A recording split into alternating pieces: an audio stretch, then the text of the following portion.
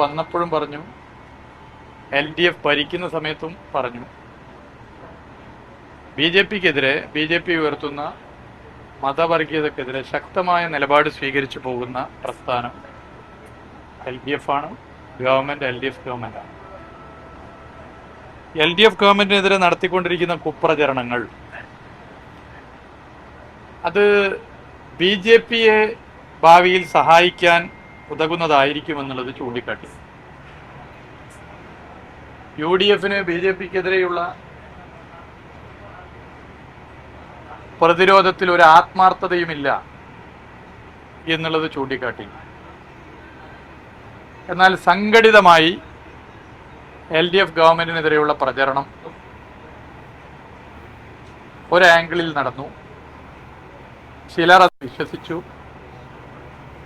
തെരഞ്ഞെടുപ്പ് വന്നു, തെരഞ്ഞെടുപ്പ് കഴിഞ്ഞു, UDF അധികാരത്തിൽ വന്നു. ഒരു ഗവൺമെന്റിനെ വിലയിരുത്തുന്നതിന് ഈ ചുരുങ്ങിയ ദിവസം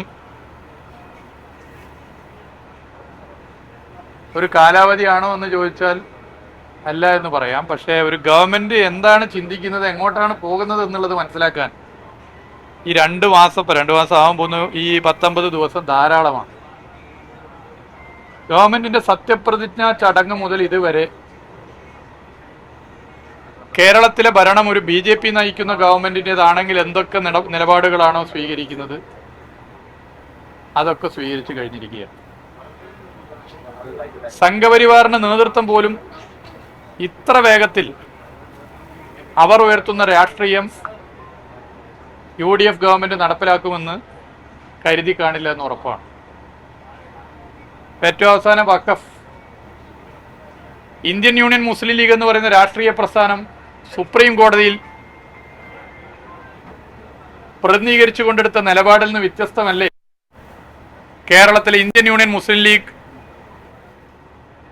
എന്ന രാഷ്ട്രീയ പ്രസ്ഥാനം പ്രധാനപ്പെട്ട റോൾ വഹിക്കുന്ന ഒരു ഗവൺമെന്റ് സ്വീകരിച്ചത്? എന്താണ് ഇതിൽ മുസ്ലിം ലീഗിന്റെ നിലപാട്? നിയമസഭയിൽ LDF ഗവൺമെന്റിന്റെ കാലത്ത് ഇതുമായി ബന്ധപ്പെട്ട് ഞങ്ങൾ ഒരു പ്രമേയം കൊണ്ടുവന്നു.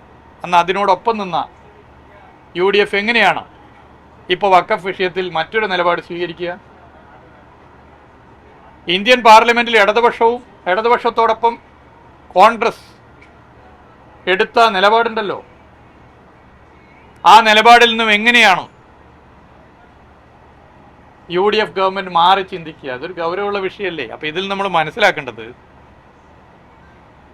BJPയുടെ ഒരു ഗവൺമെന്റ് കേരളത്തിൽ വരേണ്ടതില്ല, UDF തന്നെ ഭരിച്ചാൽ മതി. BJP ഉയർത്തുന്ന രാഷ്ട്രീയം കേരളത്തിൽ ഗവൺമെന്റ് സ്പോൺസേഡ് പ്രോഗ്രാമായി നടപ്പിലാക്കണം.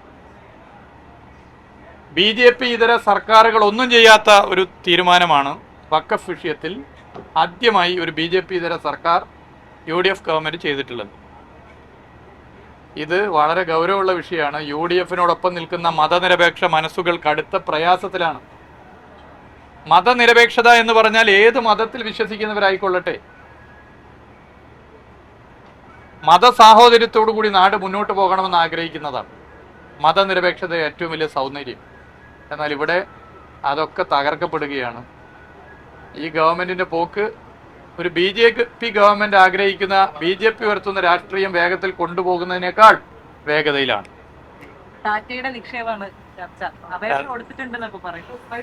അല്ല, അത് മുഖ്യമന്ത്രി തന്നെ വ്യക്തമാക്കേണ്ട കാര്യങ്ങളാണ്. അതിലേക്ക് കൂടുതൽ നമ്മൾ മുന്നോട്ട് പോകേണ്ടതില്ല. ഒരു കാര്യം ഉറപ്പാണ്, ഞങ്ങൾ ഉയർത്തുന്ന പല കാര്യങ്ങളും ഞങ്ങളെ ബോധ്യപ്പെടുത്തണ്ട, KSU പോലെ വിദ്യാർത്ഥി സംഘടനയെ പോലും ബോധ്യപ്പെടുത്താൻ സാധിക്കുന്നില്ല. ഒരു പ്രതിപക്ഷത്തിന്റെ ഏറ്റവും പ്രധാനപ്പെട്ട ഉത്തരവാദിത്വം എന്താണ്? സർക്കാരിനെ തിരുത്തുക എന്നുള്ളതാണ്. എന്തെങ്കിലും പാളിച്ചുണ്ടെങ്കിൽ അത് ചൂണ്ടിക്കാട്ടി തിരുത്തുക. അതാണ് ജനാധിപത്യത്തിന് ഏറ്റവും വലിയ സൗന്ദര്യം. ലക്ഷണമൊത്ത ഒരു BJPക്കാരനെ, ABPയുടെ സമുന്നതനായ ഒരു നേതാവിനെ എങ്ങനെയാണ് ഗവൺമെന്റ് ലീഡർ ആക്കുക എന്ന ചോദ്യം ഞങ്ങളിവിടെ ഉയർത്തിയല്ലോ. ആ ചോദ്യം ഞങ്ങളിവിടെ ഉയർത്തിയപ്പോൾ കേരളത്തിന്റെ മുഖ്യമന്ത്രി അതിന് എന്തൊക്കെ മറുപടിയാണ് നൽകിയത്? എന്നാൽ KSUവിന് പോലും അത് ബോധ്യമായിട്ടില്ല. KSUവിനെ പോലും ബോധ്യപ്പെടുത്താൻ സർക്കാരിന് സാധിച്ചിട്ടില്ല. അവസാനം KSUവിന്റെ സംസ്ഥാന പ്രസിഡന്റും മുഖ്യമന്ത്രിയും അല്ലേ ഒരു മൈൻഡാക്കിയില്ല. അത് പറഞ്ഞു. ഒരു കണക്കിനെ നന്നായി. കാരണം അതിൽ ഏറ്റവും സന്തോഷിക്കുക കേരളത്തിന്റെ ആഭ്യന്തര വകുപ്പ് മന്ത്രി ശ്രീ രമേശ് ചെന്നിത്തലയായിരിക്കും.